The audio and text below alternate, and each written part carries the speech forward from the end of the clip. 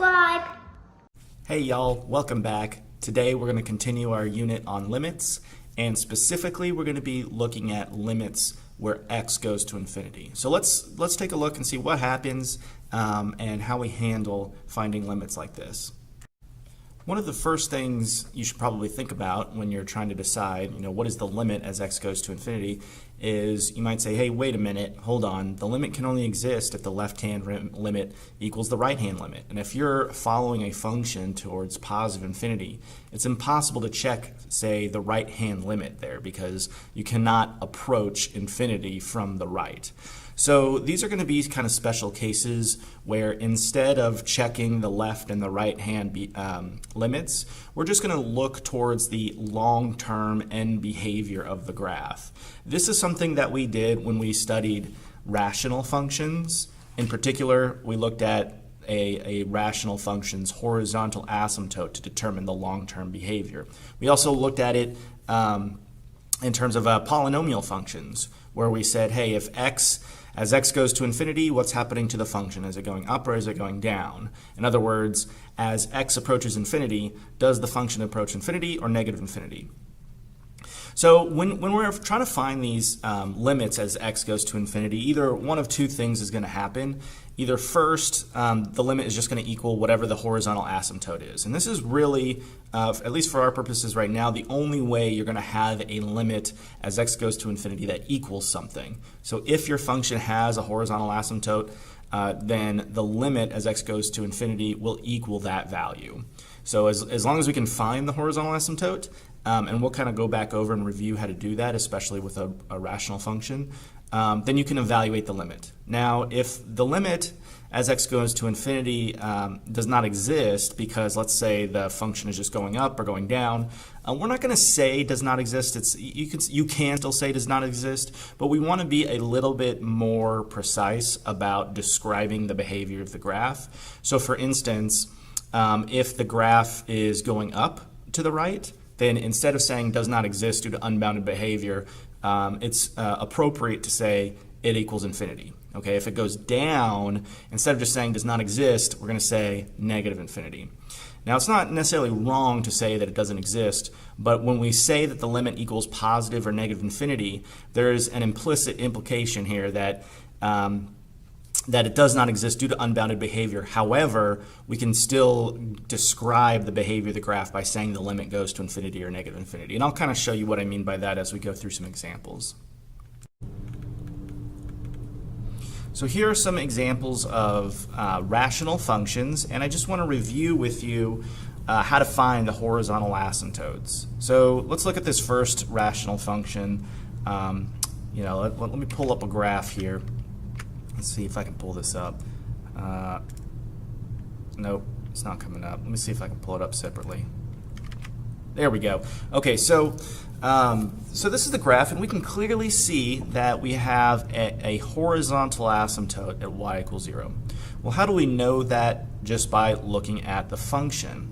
Well, the way we found these horizontal asymptotes, or try to determine whether or not there even was a horizontal asymptote, is we looked at the terms that were the highest degree on the numerator and the denominator. And we basically said that if the degree of the denominator was larger than the degree of the numerator, then the horizontal asymptote would always be 0. Okay, so like I can pick, I could just say, okay, let's say this is x to the 9th. And I pick some degree that's larger than 9 down here, let's say like 10, and look at that, we've got a horizontal asymptote. So we've got a pretty complicated function going on here, but as long as this denominator has a larger degree, so let's say it's like x to the 20th, and we have like x to the, something smaller than that, let's say like 18th, again, we've got this horizontal asymptote at 0. So anytime the degree on bottom is bigger, then we are going to have a horizontal asymptote of y equals 0. Okay, the reason for that is because the denominator here is growing faster than the numerator. If the degree is larger, that means as I plug in values for x, the value of this whole denominator is going to increase more quickly than the top, meaning the difference between the top and the bottom is going to approach infinity. Now, basically what I'm trying to get at here is, you're essentially dividing some number by the denominator. What was I saying here? Sorry, I got interrupted there. So the numerator, when you divide a numerator which is sort of insignificantly small by a denominator which is almost infinitely large, you're dividing a small number by a huge number, think like 1 divided by 1,000,000, that is going to be pretty close to 0. So as x gets bigger, you're getting closer and closer to 0 here. Okay, so anyway, so that's one case. If the denominator has a larger degree than the numerator, then we say that the horizontal asymptote is 0. So let's just say, maybe I'll make a little chart here, say horizontal asymptote.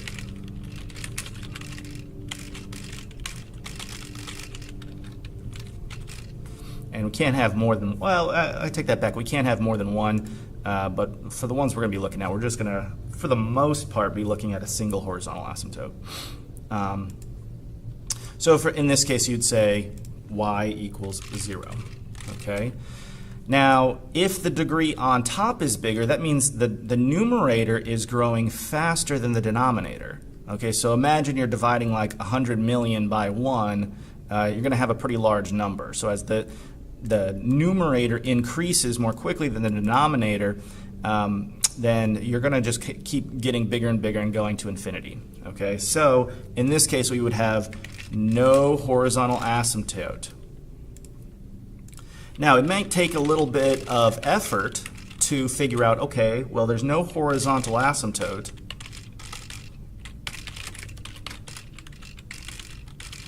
Not sure why I capitalized that. So there's no horizontal asymptote here. Okay, now we do want to get to a point to where we can say, hey, is this going to positive or negative infinity? All right, let me type this one into Desmos real quick to kind of show you what I mean here. So we can see here pretty clearly that as x goes to infinity, y is going to negative infinity. So if we say like the limit as x approaches infinity, we would just say negative infinity. But if we say what's the limit as x approaches negative infinity, we would say positive infinity. So earlier in the year, we just said, hey, there's no horizontal asymptote, but we did go through the process of figuring out what this oblique asymptotes equation would be.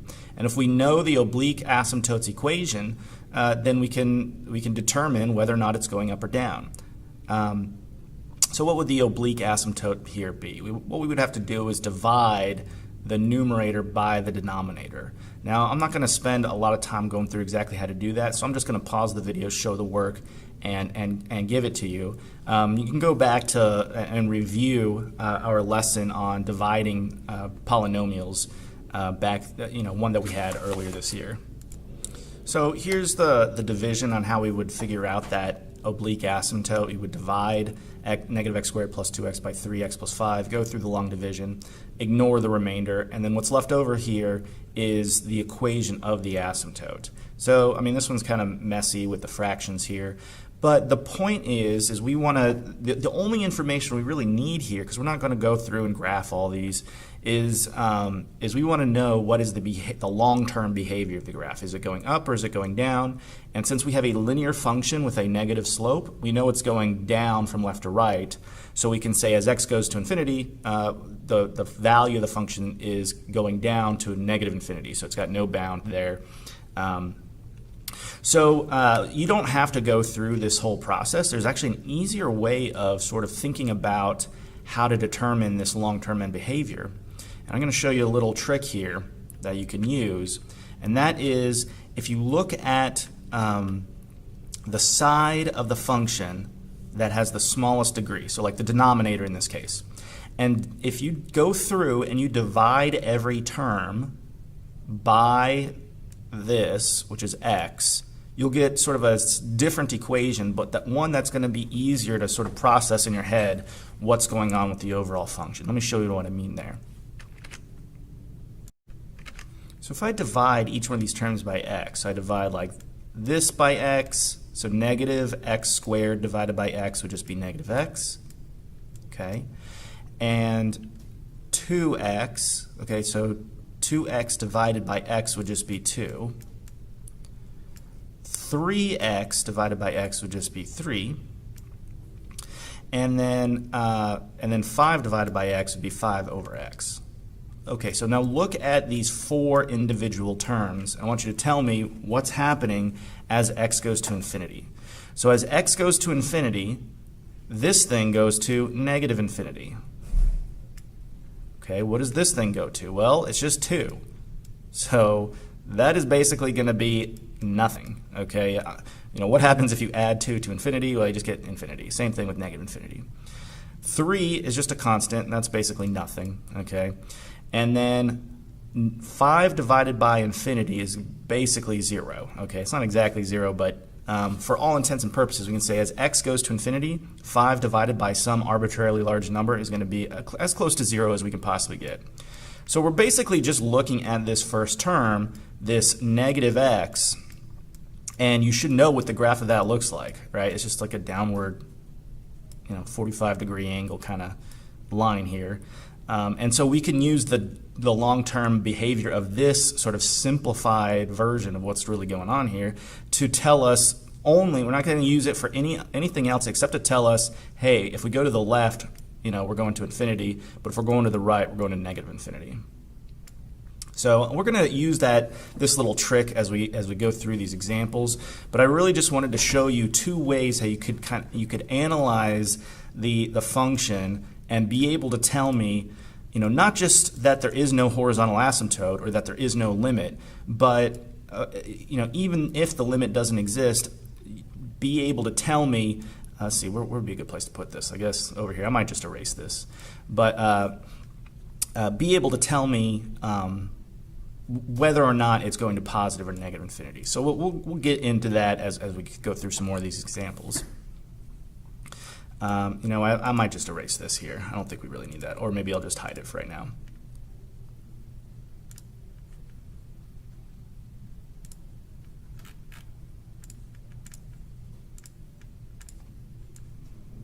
Oops.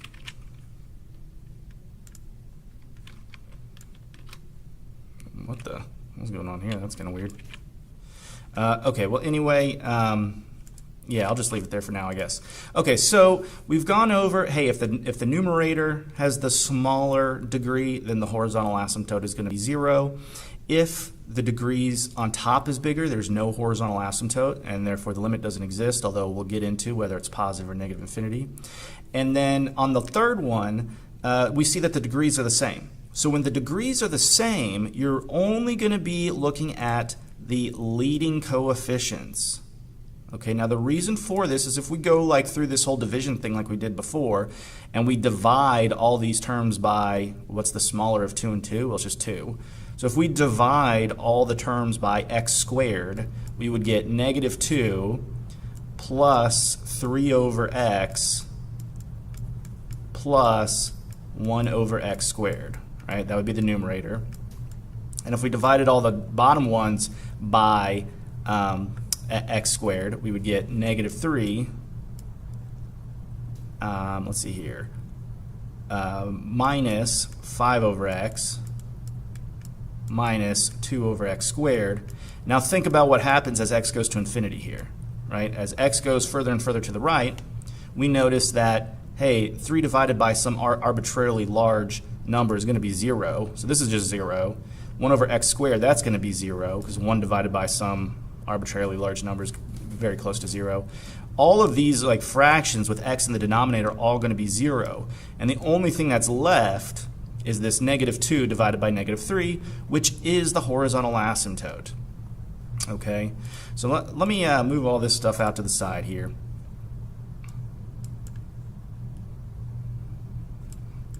Okay, and say that, all right, well, this horizontal asymptote is going to be equal to negative 2 over negative 3, which reduces to 2/3.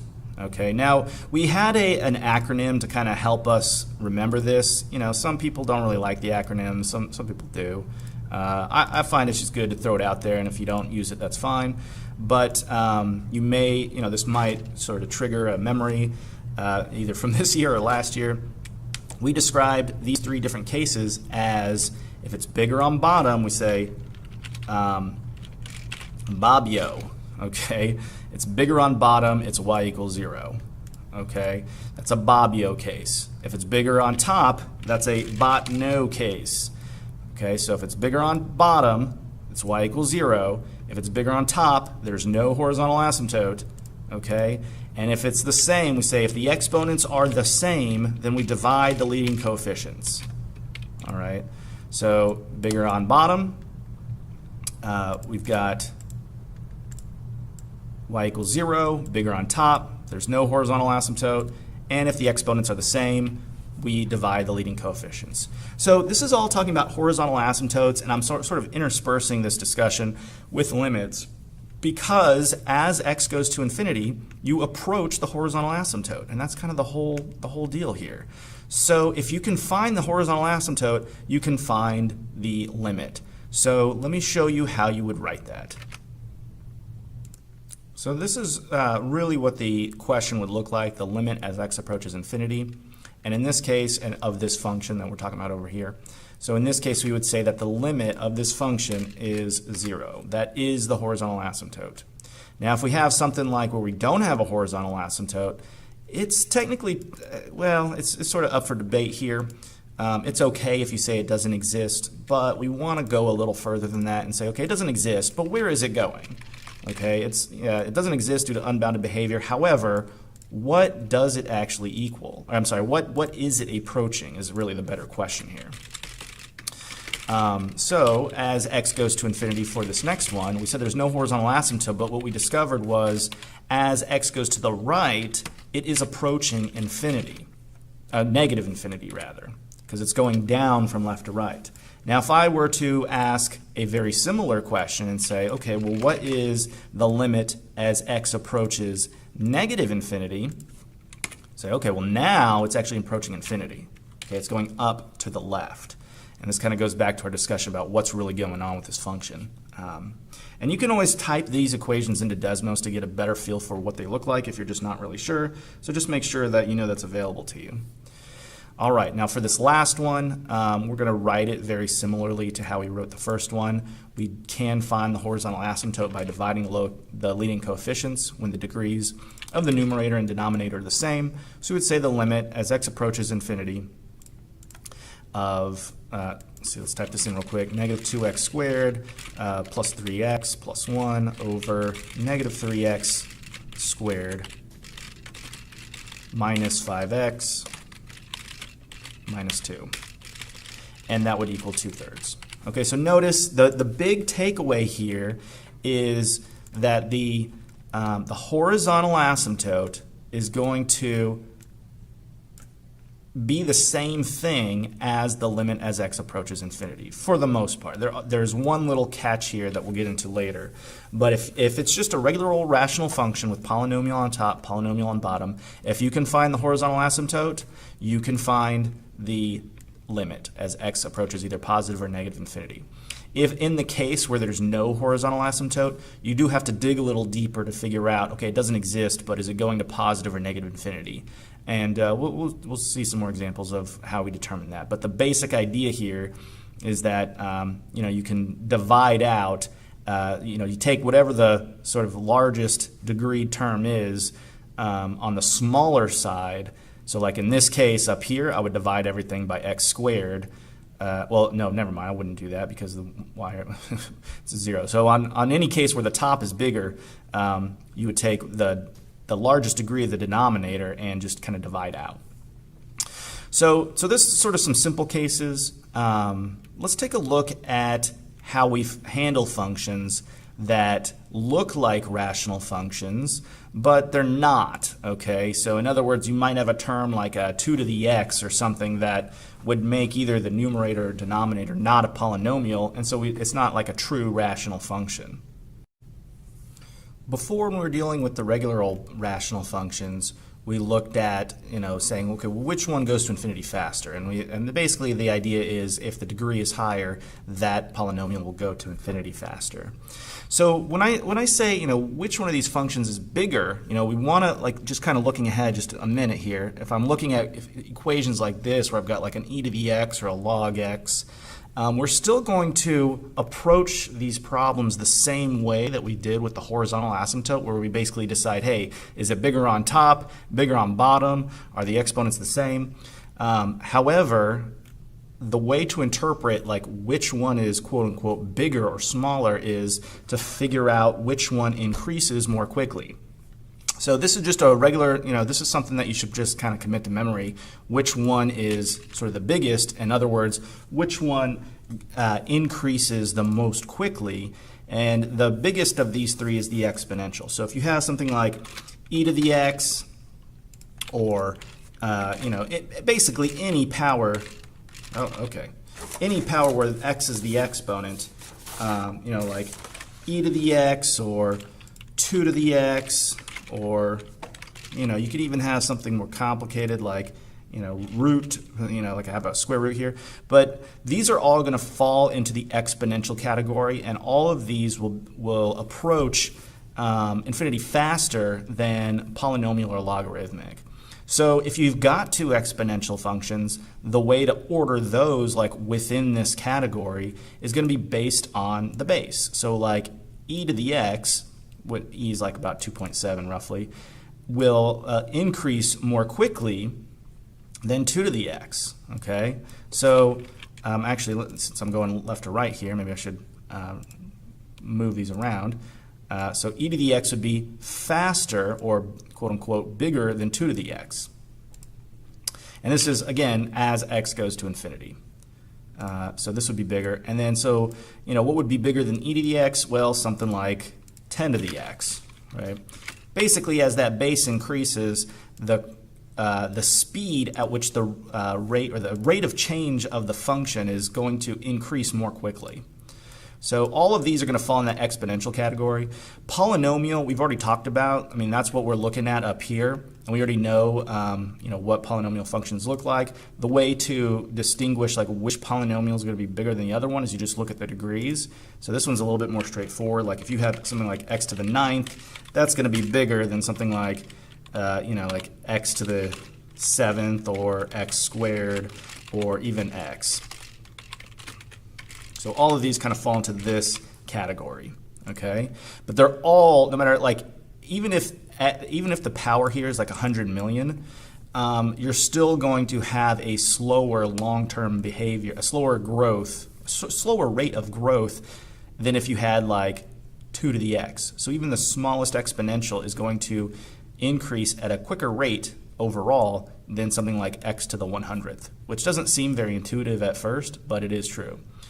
We can actually look at some graphs maybe later and see that in action. The slowest rate of growth is the logarithmic. Okay, so that is going to be slower than even the polynomial. And so the way to kind of order those is based, again, on the base. But because of how logarithms work, it's going to be kind of the opposite is what you might suspect. So like log base 2 of x, for instance. Let's see if I can throw this in here. Log base, there we go, of x compared to like something like log base 3 of x.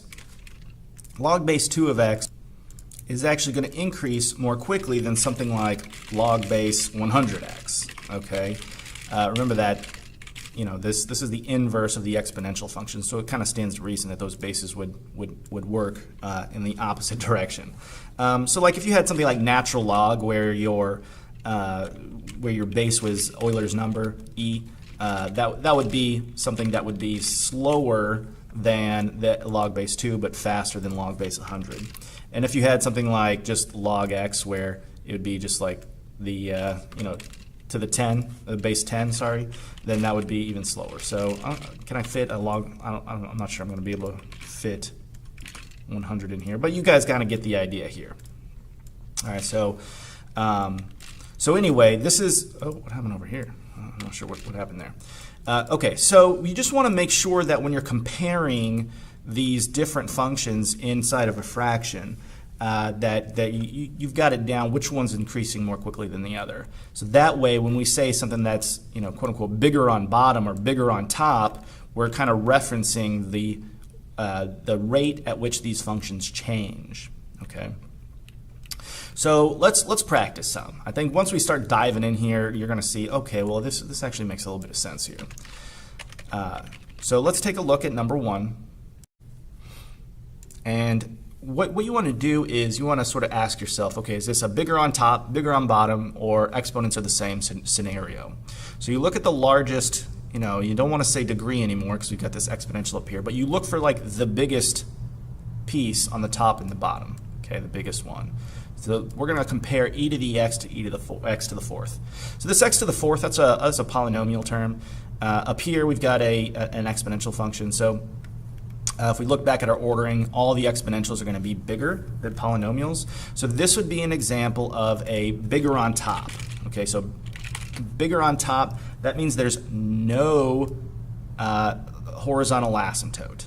Okay, so we're going to come back to this. For right now, we are going to say that the limit doesn't exist, but I am going to come back before the end of this and go back to all of these does not exist and see if we cannot determine whether or not it's going to positive or negative infinity. Because that's really more interesting, I think, than just saying, oh, it doesn't exist, we're done. So let's see, x to the fourth minus 16. So right now, we're going to say it does not exist, but we're going to come back to here. So maybe I'll just do a little, oh, it's not going to let me do it. Well, okay, we'll just say it does not exist, and we'll come back to this. Here, I'll just draw it in. Wouldn't let me do an asterisk for some reason in that formula. Okay, so we'll come back to that. Number 2. Let's see, so that was let me go ahead and box this so we can kind of read this a little easier. Number 2, we've got log x over 4x. So I'm looking at these two terms. I'm going to compare their rates of growth. Okay, so the bottom we've got a polynomial, the top we've got a logarithm, and we said that the logarithms grow more slowly than polynomials, regardless of what the power is. And so this one's going to be a bigger on bottom. So I'm going to say, okay, well, this is my bigger on bottom, so that means my horizontal asymptote is going to be y equals 0, and therefore we can say that this limit, I guess I don't need to type the whole thing. I didn't really need to do that. I could just, okay, I might go back and clean this up a little bit.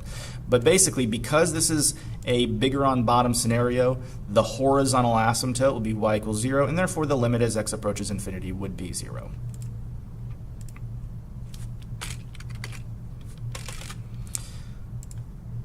Now, on this particular one, kind of tricky to say what's going to happen as x goes to negative infinity, because you got to remember this logarithm has a domain restriction. The logarithm doesn't go into the negative values. So, you're not allowed to plug in negative x values here. So I wouldn't ask as x goes to negative infinity, because x doesn't go to negative infinity. That would be outside of domain here.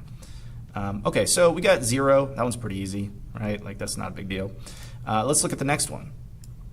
We got limit as x approaches infinity of 5 plus 6 e to the x over x squared minus 2 e to the x.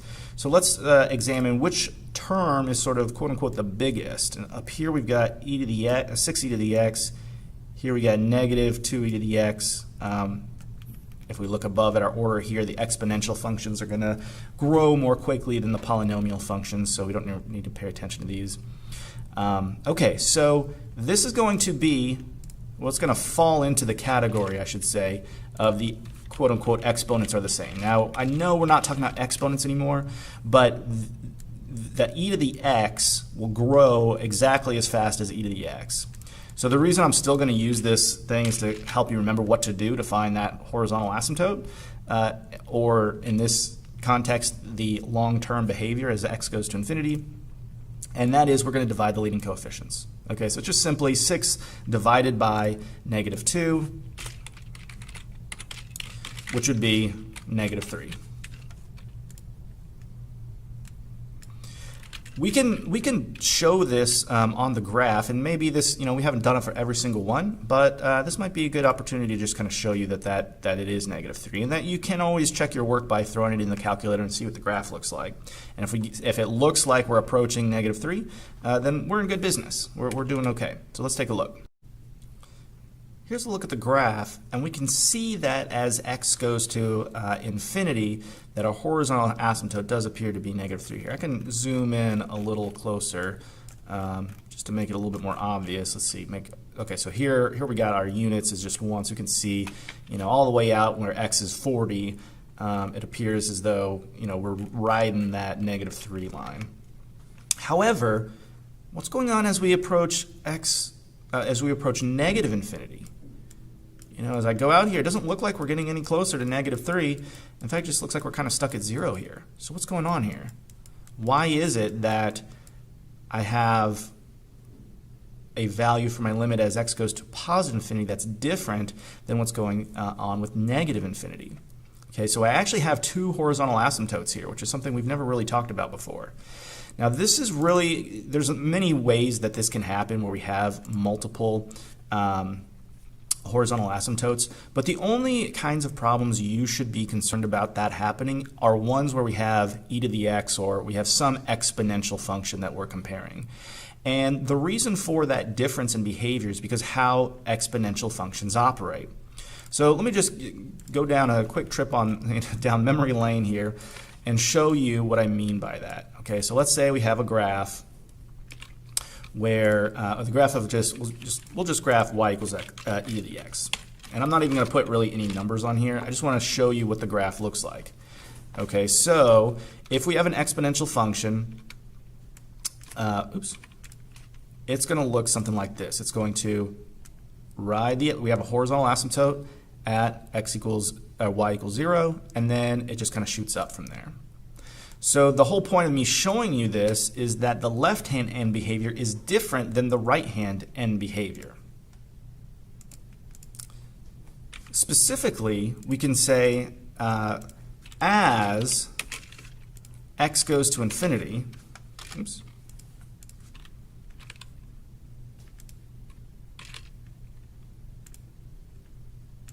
we can say that e to the x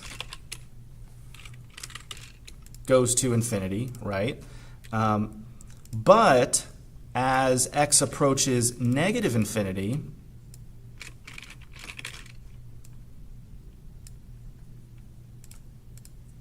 well, let's see if I can get in there. Okay, as x approaches negative infinity, e to the x is approaching 0. Okay, so the behavior as we go towards infinity, negative infinity, is different. So we have to consider that as we look back at this problem and say, okay, well, if this was x goes to negative infinity, how does that change how we interpret this? Well, our little order here is all based on as x approaches infinity. But if x approaches negative infinity, so this is a little catch here. If x approaches negative infinity, well, maybe I can just copy this down here.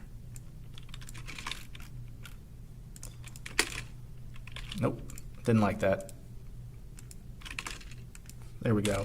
If x approaches negative infinity,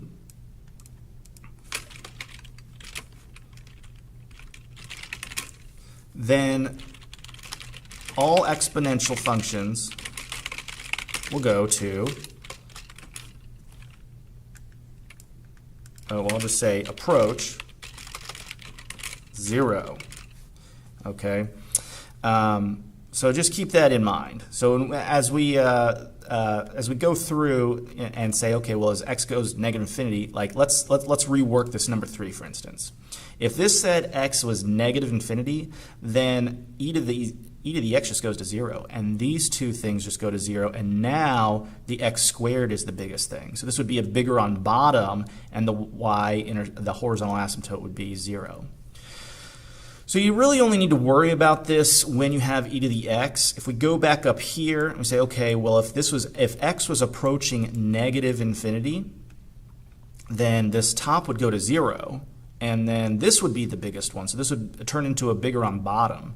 So if x goes to negative infinity, the limit would be y equals 0, whereas as it goes to positive infinity, it's either going to be positive or negative infinity. And we'll have to figure that out here in a minute.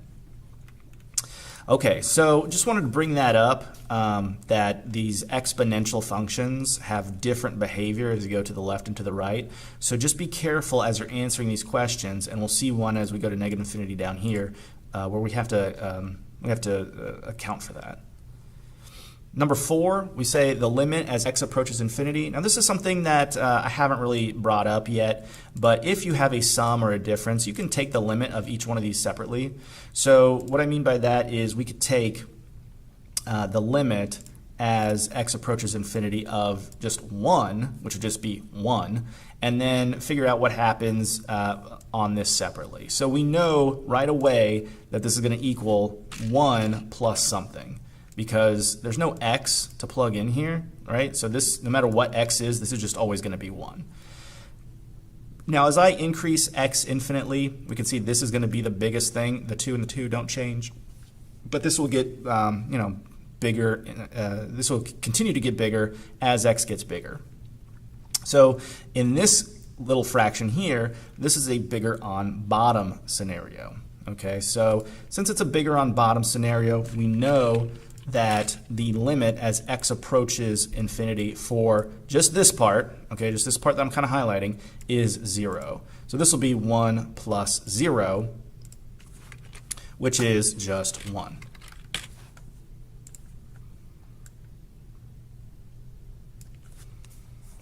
Okay, and let's look at this last one. Okay, when x goes to negative infinity. Okay, so now we're getting a little trickier here. Now the order of the polynomials and all that is going to be the same, but let's take a look at this. Okay, so if x is going to negative infinity, as x goes to negative infinity, e the x goes to 0, right? We're approaching this asymptote. So we can just say, okay, well, if x goes to negative infinity, then this term right here is just 0. We're not really going to even do anything with it. Then we're going to look at whatever we have left, and we've got 2 squared, top and the bottom. So this is going to be a case of exponents are the same, so we're going to divide those leading coefficients, which in this case is 1 over 2. Okay, so this limit will equal 1 over 2, and that's that. If this question would have been different, and I said, okay, well, what is the limit as x approaches positive infinity? Well, now, in that case, like this isn't 0 anymore, right? In that case, this is the bigger one, and so we would have a bigger on bottom case, and so this would equal 0. So if we look at the graph on this, what we should see is we've got 2 horizontal asymptotes. One is 1/2, and that's what's happening as x goes to the left, and then we've got another one, which is 0, which is what happens as x goes to the right. So let's see if that plays out in the graph. So a little tough to see here because this graph is kind of funky, but we can see as we go to the right, it kind of goes up, but then it comes back down and sort of rides this x-axis. So we can see as x approaches infinity, the value of the function is approaching 0. But if x is approaching negative infinity, as I scroll this way, I'm not going to 0. I'm going to what looks to be halfway between 1 and 0, which would be 1/2. So this basically verifies what we kind of thought would happen, and that is that as x goes to negative infinity, the limit is 1/2, but if I were to ask x goes to positive infinity, this would be 0.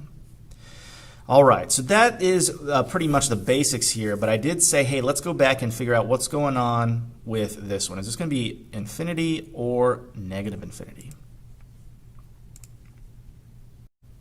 Before we go over how to do this, though, let's take a look and see what's going on with this function in the graph. We know that it's either going to be going to positive or negative infinity, but we're not really sure what it is. By the way, if we were going to negative infinity, what would we expect this to be? If we're going to negative infinity, this would just be 0, or as close to 0 as you could, and so you have this x to the 4th to be bigger on bottom. So we're expecting a horizontal asymptote of y equals 0, and the answer to this question would be 0 if we were going to negative infinity. But we're either going to be getting bigger or getting smaller. So I'm going to show you the graph. Okay, let me back up. I said I was going to show the graph first, but let's just kind of think about what's happening here. So this is bigger on top, right, which means this number is getting bigger and bigger and bigger. So ask yourself this: is this ever going to be negative? No, it's just going to keep getting bigger and bigger. Is this ever going to be negative? No, this is just going to keep getting bigger and bigger as well. So you look at the biggest term, in this case, the e to the x, and you say, okay, well, that's going positive, and then x to the fourth, that's going positive, so a positive divided by positive is positive. So we're going to say that this is probably going to positive infinity.